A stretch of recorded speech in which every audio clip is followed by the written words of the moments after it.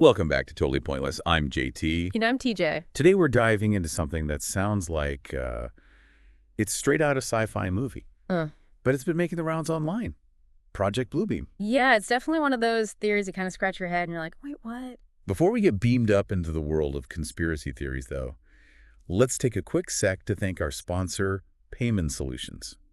Managing your finances, it can be a total headache, but Payment Solutions makes it seriously as easy as like ordering a pizza. So ditch those spreadsheets and check them out. Now back to the main event, Project Bluebeam. I have a feeling this might be your first time going down this rabbit hole. So have you heard about this one before? I've definitely seen it mentioned online, usually like alongside pictures of blurry UFOs or those strange orb videos that are always popping up. But I'll admit I haven't really gone down that rabbit hole yet. Well, buckle up, because it gets pretty wild. This theory goes all the way back to the 1990s, and a Canadian journalist named Serge Monast. He claimed that governments and powerful organizations were cooking up a plan to use advanced technology to stage huge global events. Okay, I'm intrigued already. What kind of events are we talking about here? Think massive holographic images of religious figures projected in the sky. We're talking Jesus, Buddha, maybe even Zeus making a surprise appearance. Hold on, they're saying the government's going to project Zeus onto the clouds. That's a pretty big leap. Oh, it gets even wilder. The theory claims that the goal is to use these mind-blowing displays to trick people into believing in a brand new universal religion and usher in a new world order controlled by, get this, The Antichrist? Okay, now this is starting to sound like a movie plot. right, it's definitely got that dramatic flair. But there's more to it than just the spectacle. Monast outlined 4 key pillars that make up Project Bluebeam. All right, lay those pillars on me. First up, we got those technological simulations we talked about. Holograms, illusions, anything to really shake up our beliefs and create a sense of awe, like setting the stage for something big. Makes sense. Dazzle them with special effects before you drop the big reveal. Exactly. Then there's the mind control element. Think AI. Subliminal messaging, and other technologies used to manipulate people's thoughts and perceptions, basically creating a more compliant population. Okay, that's where things start to feel a little creepy. Right. It gets pretty unsettling. Then we have the classic alien invasion scenario. Imagine global panic, cities in chaos, and then suddenly this benevolent New World Order steps in to restore peace and order. So classic. Use fear to justify control. It's a tale as old as time. Exactly. And finally, the 4th pillar focuses on discrediting existing knowledge. Monast believed they'd use earthquakes and other natural disasters to uncover fake artifacts that contradict our current understanding of history and religion. So basically, sow doubt and confusion to make people more receptive to this new world order. Exactly. It's about undermining established institutions and creating a vacuum for this new ideology to fill. This is a lot to take in. So how do those recent drone and orb sightings fit into this elaborate scheme? Well, that's where things get really interesting. You see all those unexplained lights in the sky, especially over New Jersey and the East Coast. They've got some people whispering about Project Bluebeam again. Those drones, they say, are just the tip of the iceberg. So they're saying those drones are beaming images of Zeus down at unsuspecting New Jersey residents. Not quite, but they're definitely connecting the dots. They're saying these drones could be testing the technology for those holographic projections, or maybe even prepping us for a fake alien attack. I mean, it's not like the government is known for its transparency, right? So it's easy to see how people could jump to these conclusions. It's definitely a breeding ground for speculation. Some pretty big names have been vocal about these drones and their potential connection to Project Bluebeam. We're talking Alex Jones, Charlie Kirk, even Roseanne Barr. Wow, so this theory has some serious star power behind it.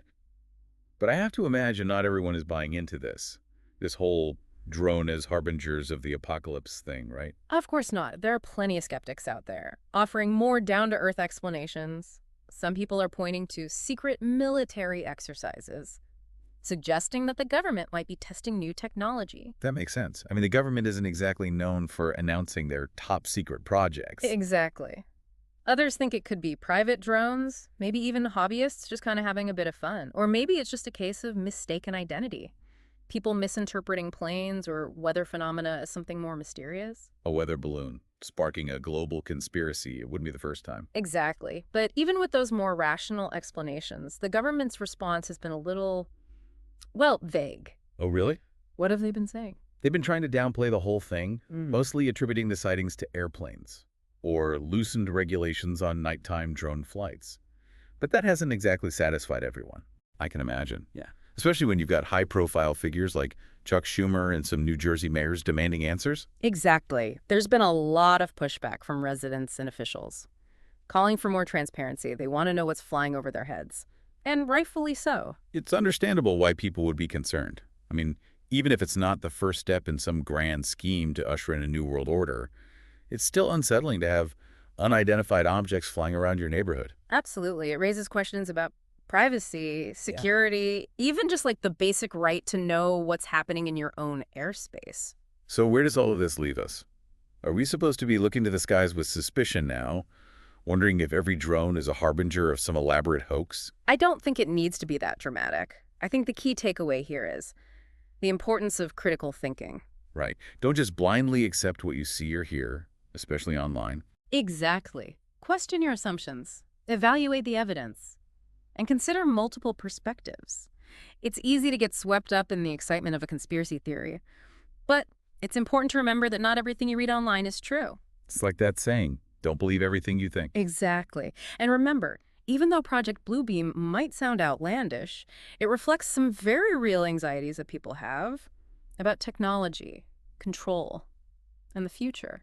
You mean that fear that someone somewhere is pulling the strings? And we're all just puppets in their elaborate game. Exactly. It's a powerful narrative. And it's one that's been around for centuries. Think about all those stories about secret societies, hidden agendas, and powerful figures manipulating events from behind the scenes. It's a theme that resonates deeply with us. I guess it's just something about the unknown that makes us crave explanations, even if those explanations are a little far-fetched. But that doesn't mean we have to give in to those fears, right? Right. It's all about finding that balance between healthy skepticism and outright paranoia. We need to be aware of the potential for manipulation, but not let it paralyze us or make us distrustful of everything. It's a tough balance to strike. So what do? Do we just ignore these theories and hope they go away? Or do we engage with them, even if we don't believe them? I think it's important to engage with them, but to do so critically. So basically, don't just dismiss them out of hand, but don't take them at face value either. Exactly. Try to understand why people believe these theories, what evidence they're using to support their claims, and what underlying anxieties might be fueling their beliefs. So it's less about debunking the theory itself, Yeah, and more about understanding the people who believe it. exactly. And sometimes that understanding can lead to some really fascinating insights into human psychology, culture, even politics. It's like even if the theory itself is flawed, it can still tell us something valuable about the world we live in. Precisely. It's a window into our collective fears, hopes, and anxieties. And who knows, maybe by examining these theories, we can even learn something about ourselves. Well, you've definitely given me a lot to think about. I'm starting to see how these conspiracy theories, even the ones that seem totally out there, can be more than just entertainment. They're a reflection of us. In a way, they show us what we're afraid of, what we're fascinated by, and what we're struggling to understand. It's like holding up a mirror to society and seeing all the cracks and imperfections reflected back at us. And sometimes those imperfections are what make us most human. Okay, we've covered a lot of ground here. We've talked about Project Bluebeam, those mysterious drones, the government's response, and the whole conspiracy theory landscape. We've explored different perspectives, from the diehard believers to the staunch skeptics. And we even touched on the psychology behind why these theories resonate with so many people. But even after all that, the question remains, are those drones just harmless aircraft? Or is there something more sinister at play? That's the million-dollar question, isn't it? I guess there's no easy answer. Maybe someday we'll have definitive proof one way or the other. But until then, we're left with speculation and those grainy videos of lights in the sky. It's like a real-life mystery novel. We're all trying to piece together the clues. And who knows?